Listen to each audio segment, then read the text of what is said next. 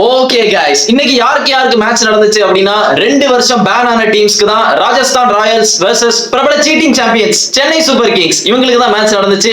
Toss யார் ஜெயிச்சான்னா ராஜஸ்தான் தான். சஞ்சு தான் ஜெயிச்சா நாங்க பவுலிங் போட்டுக்கிறோம் சார் அப்படின்னா பெரிய தப்பு. தோனியை பேட்டிங் ஆட விட்டுருக்கவே கூடாது. பாத்தீங்களா, இன்னைக்கு தோனி ஆடின விளையாட்டு இருக்கு பாத்தீங்களா. அதாவது ஃபர்ஸ்ட் நான் வந்துட்டு மிரண்டுட்டேன். இப்படி ஒரு பிளே பண்ணதுக்கு வந்துட்டு அவருக்கு வந்துட்டு ஹேட்ஸ் ஆஃப் தாங்க. ஃபர்ஸ்ட் இன்னைக்கு ஏன் வந்துட்டு இவருக்கு ஒரு டெஸ்ட் மேட்ச் விளையாண்டாரு அப்படின்னா, எல்லாரும் வந்துட்டு ரோஹித் சர்மா அண்ட் விராட் கோலி வந்துட்டு டெஸ்ட்ல இருந்து ரிட்டையர் ஆன அந்த சோகத்துல இருப்பாங்க தெரியுமா, அதுக்கு வந்துட்டு ஒரு ட்ரிபியூட்டை வந்துட்டு தலை MS தோனி வந்து நமக்கு கொடுத்துட்டாரு. அதாவது ஃபர்ஸ்ட் வந்து நான் ஒரு இந்தியன், அதுக்கப்புறம் தாண்டா எனக்கு வந்துட்டு CSK எல்லாமே அப்படின்னு காமிச்சாரு. பாத்தீங்களா, த மேன் அப்படின்றதுதான் தலை, இதுதான் தலை, புரியுதா? இதுதான் தோனியோடைய விஷயமே. அது மட்டும் இல்ல, இன்னைக்கு தோனி பேட்டிங் பிடிக்க வரும்போது ராஜஸ்தான் ராயல் ஃபீல்டர்ஸ் எல்லாம் மறந்துட்டாங்க. ஐயோ, தலை இன்னைக்கு பவுலர்ஸ் வந்து என்ன விளையாட்டு விளையாட போறாரோ அப்படின்னு தலை ஸ்டொக்கு வச்சு அடிக்க ஆரம்பிச்சோன அப்பவே வந்துட்டு எல்லாரும் வந்துட்டு ஓகே, தலை வந்துட்டு ட்ரிபியூட் தான் கொடுத்துட்டு இருக்காரு, நல்ல வேலைப்பா நம்மளை இன்னைக்கு விட்டாரு அப்படின்ற ஒரு பாரபட்சம் பாவம் பார்த்து ராஜஸ்தான் பவுலர்ஸ் வந்து விட்டுருக்காரு இன்னைக்கு தலை. அப்படிப்பட்ட ஒரு ஆட்டம். அதாவது சுப்ரீம் ஸ்டார் சரத்குமார் வந்துட்டு இந்த நடிகர் சங்கம் கிரிக்கெட்ல விளையாண்ட ஒரு ஆட்டத்தை வந்துட்டு இன்னைக்கு ரம்மி மாமா மாதிரி தலை தோனி வந்து அடிச்சிருக்காரு. தலை இன்னைக்கு மாத்திரை போட்டு வரல போல, என்ன மேட்ச் அப்படின்னு மறந்துட்டாருன்னு நினைக்கிறேன். வச்சு இன்னைக்கு ஒரு டெஸ்ட் மேட்ச் வச்சு உரிச்சிட்டா இருப்பா மனுஷன். நினைச்சா ஸ்கோரை வந்து 200 எடுத்துட்டு போயிருக்கலாம்.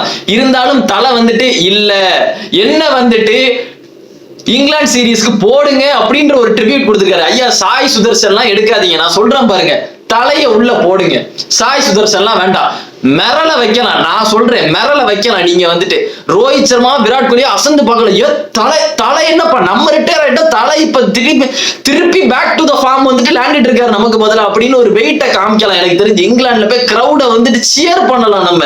அதாவது நாளைக்கு வந்துட்டு CSK தோத்ததை பத்தி எல்லாம் பேச போறது இல்லை. யாருமே CSK தோத்தது, தோனி டெஸ்ட் மேட்ச் விளையாடுது, அதை பத்தி எல்லாம் பேச போறது இல்லை. நாளைக்கு எல்லாரும் எதை பத்தி திரும்ப பேச போறாங்க, வைபவ் சூரியவன்சி வந்துட்டு தலை கால்ல விழுந்து ஆசீர்வாதம் வாங்கிட்டான்ப்பா அப்படின்றத பத்தி தான் பேசுவாங்க. ச்சே, என்ன ஒரு இது இன்னைக்கு ஹைலைட்டா தான் இல்லையா. CSK வந்துட்டு ராஜஸ்தான் புரட்டி போட்டதெல்லாம் மேட்டர் இல்ல, வைபவ் சூரியவன்சி வந்துட்டு தலை காலில் விழுந்துட்டா. நல்ல சமாளிப்புறா. இந்த மாதிரி சமாளிப்புலாம் வந்துட்டு CSK ஃபேன்ஸ் மட்டும்தான் பண்ணுவாங்க. அதாவது என்ன ஒரு எளிமையான மனிதர் இல்லையா இன்னைக்கு. அதாவது சொல்ல போனா இந்த தமிழ்ல வந்துட்டு இந்த பத்ரிநாத் வந்து அடிக்கடி சொல்லுவார், அவ்வளவு ஒரு சிம்பிளான மேனுங்க MS தோனி வந்துட்டு. ரொம்ப ஒரு எளிமையான மனிதர் அவர் அப்படிம்பாங்க. என்ன பேங்க் அக்கௌண்ட்ல ஒரு 1000 கோடி இருக்கும், அவ்வளவு ஒரு எளிமையானவர். ஒரு பென்ஸ் கார், ஒரு 20 கார், ஒரு 30 கார் தாங்க வச்சிருப்பாரு. எவ்வளவு ஒரு எளிமை. உங்க பேங்க் அக்கௌண்ட்ல எவ்வளவு கைஸ் இருக்கும்? ஒரு 1000 ரூபாய் இருக்குமா? எனக்கு தெரிஞ்ச ஒரு 1000 ரூபாய் இருக்கும். நெட்ஃபிளிக்ஸே வந்துட்டு உங்க பசங்கள்ட்ட ஒரு 5 பேர் 6 பேர் ஒரு அக்கௌண்ட் யூஸ் பண்ணுவீங்க. என்னோட கெஸ் கரெக்டா இருந்ததுன்னா அப்படிதான் யூஸ் பண்ணுவீங்க. பட் தலை அப்படி இல்லை. தனக்கு வந்துட்டு ஒரு 30 வீடு வச்சிருப்பாரு, 80 கார் வச்சிருப்பாரு. ஒரு எளிமையான மனிதர். அவர் வந்து நடக்கிறதே வந்து ரொம்ப கஷ்டம், வேர்வை சிந்துறாரு. ஒரு எளிமையான மனிதர் தலை வந்துட்டு இன்னைக்கு வந்துட்டு ஒரு ட்ரிபியூட் பண்ணியிருக்காரு. ரோஹித் சர்மா விராட் கோலி தன்னுடைய ஜூனியர்ஸ்க்கு வந்துட்டு பண்ணியிருக்கிறதுக்கு வந்துட்டு ஒரு பெரிய சல்யூட்டை ஃபர்ஸ்ட் நம்ம வந்து கொடுத்துக்கணும். அதுக்கப்புறம் தான் நான் இன்னைக்கு எல்லாத்தையும் நான் பேச போறேன். தலை வந்துட்டு தான் நினைச்சா வந்துட்டு டீம் ஸ்கோரை 210க்கு எடுத்துட்டு போயிருக்கலாம். இருந்தாலும் வேண்டாம் இருங்க நான் பாத்துக்கிறேன், இன்னைக்கு ட்ரிபியூட் டே அப்படின்னு ஒரு ட்ரிபியூட்டை கொடுத்து ராஜஸ்தான் கடைசி மேட்ச் விளையாடுறாங்களா அவங்க ஜெயிச்சுட்டு போட்டோம் அப்படின்னு கொடுத்துட்டாரு. அது மட்டும் இல்ல, வழக்கம் போல இந்த தமிழ் கமெண்டேட்டர்ஸ் வந்துட்டு சொல்லுவாங்க தெரியுமா, தலை தோனி வந்துட்டு இந்த ஸ்பின்னர்ஸ் வச்சு ஒரு விளையாடுவாரு பாருங்க. இன்னைக்கு ஸ்பின்னர்ஸ் வச்சு ஒரு விளையாட்டு விளையாண்டாரு. போடுற பால் எல்லாம் 6. எந்த ஸ்பின்னர்ட்ட பாலை கொடுக்கிறாரோ அந்த பால் எல்லாமே 6. அஸ்வினோட அந்த ஒரு ஓவர் தவிர, அந்த ஒரு ஓவர்ல 2 விக்கெட் விடும் போது நீங்க வின் பண்ணிடுவாங்க அப்படின்னு தானே நினைச்சீங்க. நானும் அப்படிதான் நினைச்சேன், ஐயோ பிடிச்சிருவானுங்களோ அப்படின்னு. அதாவது இந்த டோர்னமெண்ட்ல வந்துட்டு மிகப்பெரிய சோக்கர்ஸ் யாருன்னா அது ராஜஸ்தான் ராயல் தான். கைக்கு கிடைக்கிற மேட்ச் எல்லாம் குப்பையில தூக்கி போட்டுட்டு நாங்க வின் பண்ணல சார் அப்படின்னு சோக் ஆகிட்டு போயிருவாங்க. அவனுங்களே இன்னைக்கு தைரியமா 17 ஓவர்ல முடிச்சிருக்கானுங்கன்னா அப்ப நீங்க எவ்வளவு பெரிய மாங்காவா இருப்பீங்க அப்படின்னு பாத்துக்கங்கடா. CSK என்ன பண்ண போறீங்க நல்லா யோசிங்க. இவனுங்களுக்கு இதாவது பரவாயில்ல, இவனுங்களுக்கு அடுத்த மேட்ச் யாரு தெரியுமா, குஜராத்தோட. அங்க ஒருத்தர் என்ன வெறி பிடிச்சமே அலைஞ்சிட்டு இருக்கான், சுமன் கில். எவனாவது மாட்ட மாட்டானா, கடிக்க மாட்டாமா அப்படின்னு அலைஞ்சிட்டு இருக்கான். அவன் என்னென்ன பண்ண போறானா இவனுங்களை பிடிச்சதான். மொத்தத்துல பாத்தீங்கன்னா இவனுங்க என்ன பண்ணானுங்களே தெரியல. இன்னைக்கு பேட்டிங்ல வந்தானுங்க. கான்வே வந்துட்டு கேட்ச் பிராக்டிஸ் கொடுத்துட்டு போறான். அப்படியே கேட்ச் பிராக்டிஸ் கைக்கு நேரம் அப்படி கொடுத்துட்டு போறான், இந்தாப்பா பராகு பிடிச்சுக்க அப்படின்னு. இன்னைக்கு யுத்வீர் சிங் நல்லா பவுலிங் போட்டான்ப்பா, ஒரு 3 விக்கெட் எடுத்தான், பிளம்மான விக்கெட் தான். என்னதான் இவங்களுக்கு ஒரு சைடு விக்கெட் போனாலும் அந்த சைடு இந்த ஆயுஷ் மாதிரி அடிச்சுக்கிட்டே இருந்தான். பட் இன்னைக்கு வந்துட்டு ஒரு பெரிய பேட்ஸ்மேன் வந்தாருப்பா, இந்த யுர்வில் பட்டேல்லாம் அவுட் ஆயிட்டான், டக் அவுட், இன்னைக்கு வேலைக்கே ஆகல. 2 down வந்துட்டு ஒரு பெரிய பேட்ஸ்மேன் வந்தாரு. யாரு அப்படின்னா the great world first number 1 T20 allrounder Ravichandran Ashwin. இவருக்கு வந்து இன்னொரு பேரும் சொல்றாங்க ஆஷ்னா அப்படிம்பாங்க செல்லமா. ஆஷ்னா ஏன்னா போறீங்க, இங்கே இருந்துக்கலாமண்ணா, ஆஷ்னா என்னன்னா இப்படி எல்லாம் பண்றீங்க, விட்டு போறீங்களா? அந்த ஆஷ்னா வந்தாரு இன்னைக்கு. தன்னுடைய டீமை வந்துட்டு அவர் காப்பாத்தினாரு. ஒரு 6 ஒரு 4 அடிச்சுட்டு அதுக்கப்புறம் அவுட் ஆயிட்டு போயிட்டார். போதும் அப்படின்னு ஜடேஜாவாலையும் முடியல. டெவால் பிரவிஸ் எல்லா மேட்சும் அடிப்பான்பா, இவன் எல்லா மேட்சும் அடிக்கிறான். அதுக்கப்புறம் கடைசி கிளைமேக்ஸ் தான் வெயிட். தலை தோனி அண்ட் டூபே. இந்த டூபேயை பத்தி நான் பல வாட்டி சொல்லிட்டேன். நல்லா ஓபி அடிச்சுக்கிட்டு இருக்கான். 30 ரன் எல்லா மேட்சும் ஒரு டெஸ்ட் இன்னிங்ஸ் ஆடிட்டு போறான். நீங்க வேணா ஸ்டாட்ஸ் எடுத்து பாருங்க. இவன் வேணும்னே மேட்ச் ஸ்லோ பண்ணி ஆடிட்டு இருக்கான். இவனுக்கு ஃபுட் ஒர்க்கே கிடையாது. இவன் காலை நவுட்ட மாட்டாங்க. இவன் ஸ்பின்னர் போட்டா மட்டும்தான் அடிப்பான். இவனுக்கு ஒயிட்ல ஆஃப் சைட்ல வந்து போட்டான்னா அவன் அடிக்கவே மாட்டான்.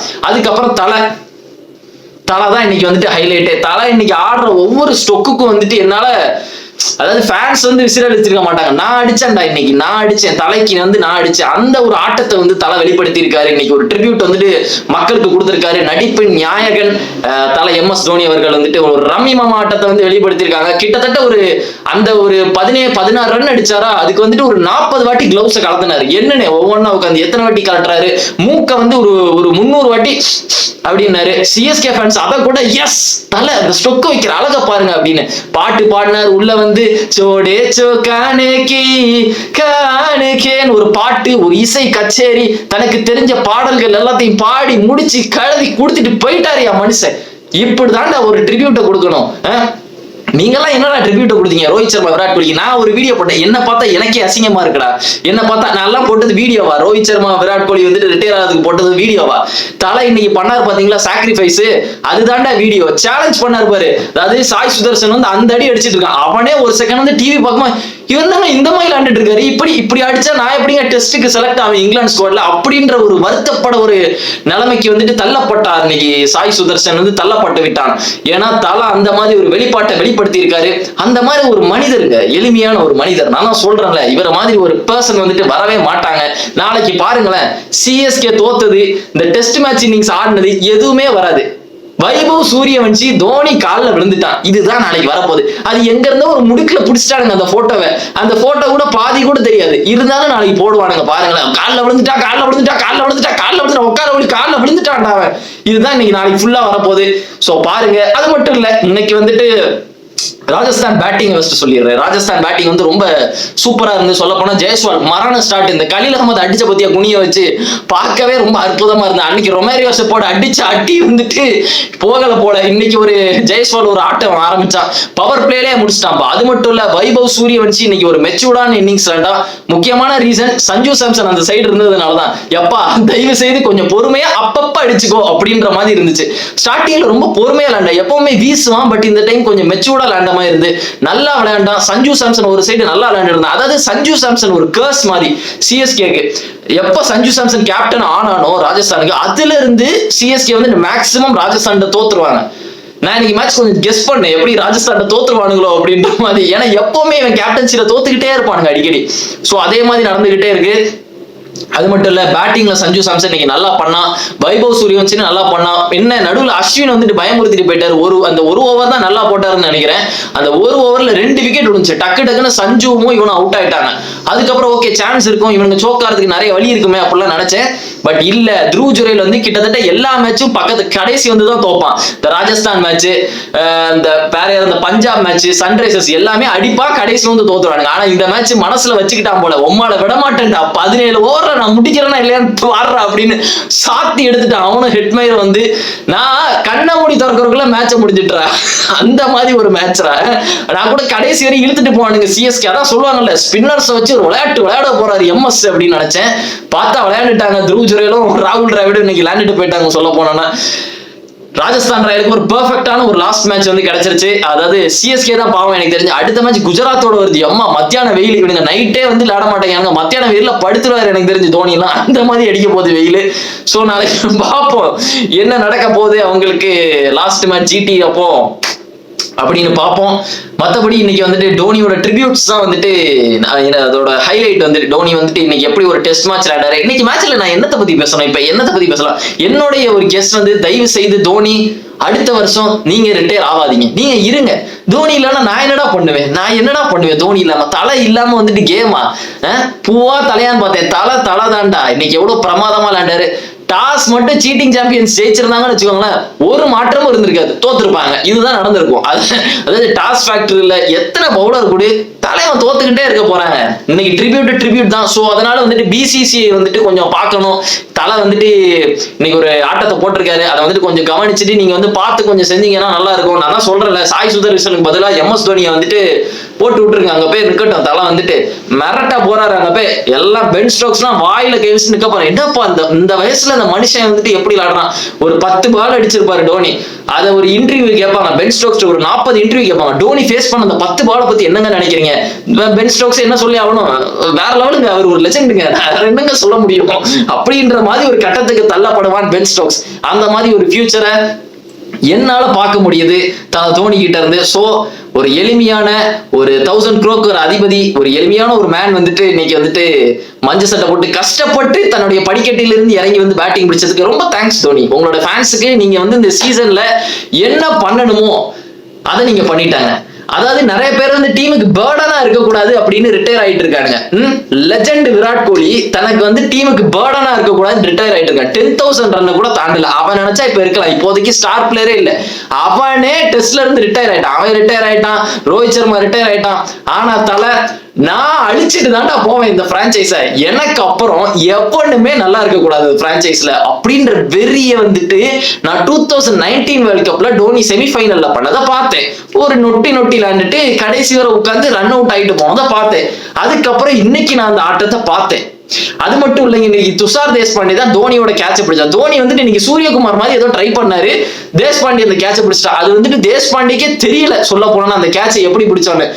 பந்து தான் அவரை பிடித்தது அப்படின்ற மாதிரி தான் தேஷ்பாண்டேக்கே தெரியல எப்பா அப்படின்ற மாதிரி. தேஷ்பாண்டே வந்து எஸ்கேப் ஆக தான் பார்த்தா அந்த பால்ல இருந்து, பட் கையில அந்த கேட்ச் வந்து மாட்டிக்கிட்டு. மற்றபடி இன்னைக்கு பவுலிங் வந்து யாரு நல்லா போட்டான்னா மத்வால். எப்பா மத்வால் கடைசியா எப்படா நல்லா போட்டான். அந்த LSGயோட செமிஃபைனலா எலிமினேட்டரான்னு தெரியல, 5 விக்கெட் எடுப்பான்னு நினைக்கிறேன் மும்பைல இருக்கும் போது. அதுக்கப்புறம் எனக்கு தெரிஞ்சு இன்னைக்கு தான் நல்லா போட்டிருக்கான். ஃபர்ஸ்ட் சிஎஸ்கேக்கு தான் தேங்க் பண்ணணும். மத்வாலே தயவு செய்து சிஎஸ்கே போய் ஃபர்ஸ்ட் காலில் விழுந்து ஆசீர்வாதம் வாங்கு.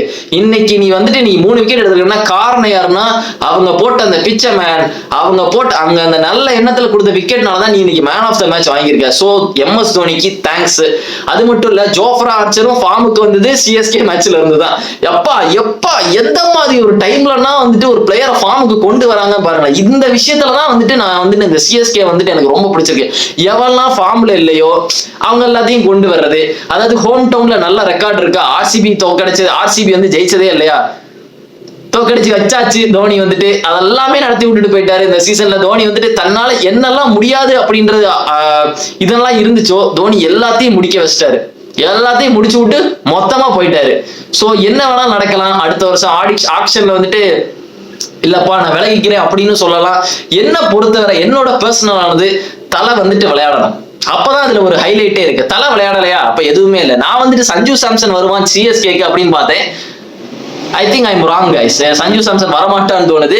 சிஎஸ்கேக்கு நெக்ஸ்ட் கேப்டன் வந்துட்டு ருத்ராஜ் தான், பெர்ஃபெக்டான கேப்டன் தான். அவன் பெரிய கம்ப்ளைனர். அவன் என்னன்னா எதுக்கு தோத்தீங்க அப்படின்னு கேட்டான்னா டார்கெட் வந்து 200 இருந்துச்சு, 180 இருந்தாலும் நாங்க ஜெயிச்சிருப்போம் அப்படின்றான். அவ்வளவு பெரிய மக்கு இருக்கான் ஒரு கேப்டனு. நீங்களே பாத்துக்கோங்க. ஓகே கைஸ், நம்ம இன்னொரு நாள் பார்ப்போம். நாளைக்கு மேட்ச் நடந்ததுக்கு அப்புறம் நம்ம அதை பத்தி பேசுவோம். மும்பை மேட்ச் முடிஞ்சதுக்கு அப்புறம். ஓகே, நீங்க மறக்காம வீடியோக்கு லைக் போடுங்க, சேனலுக்கு சப்ஸ்கிரைப் பண்ணுங்க, and see you in the video, and remember it, always be on top. Cheers.